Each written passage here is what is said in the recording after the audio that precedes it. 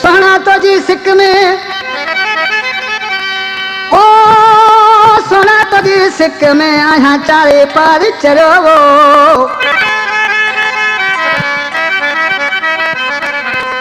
ओ अन्ना कौन वरो ए अजीब मुझो अकबर चवे खबर बुध उस्ताद की दुड़ा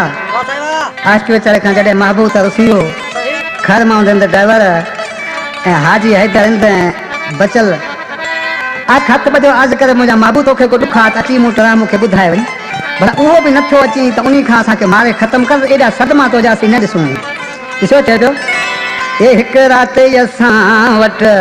पोइ रही था वञो रे ॾुख सूर हुजे वो चई था वञो हिकु राति असां वटि पोइ रही था वञो रे ॾुख सूर हुजे चई था वञो न त काकल बन जी कापी खणी सोना हथ पंहिंजे सां कुही था वञो हिकु राति असां वटि रही था वञो रे ॾुख सूर हुजे चई था वञो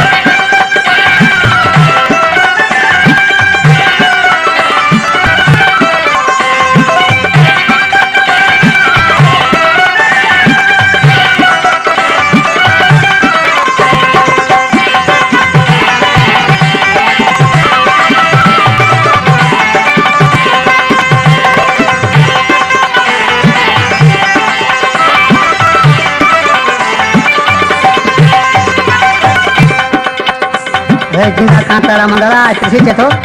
मुखे दुनिया यहाँ जो यार सदे पर यहीं न लचो था मुझे तड़े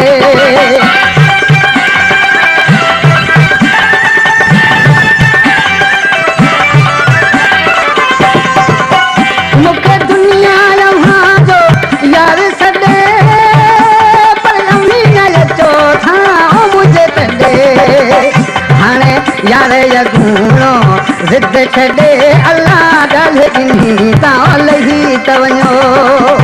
हिकु राति असां वटि रही त वञो रे ॾुख सूर हुजे चई त वञो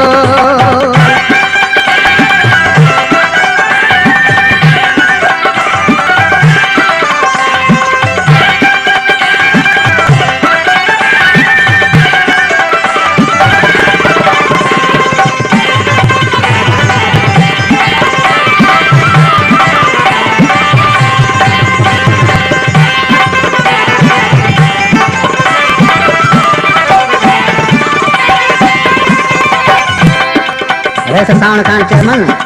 आज की मिसल में ऋषि चलो हित हाल हिला सूर था बीना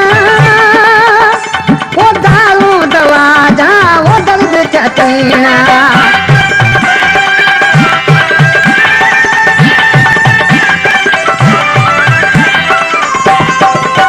हित हाल हिला हिला सूर चटीना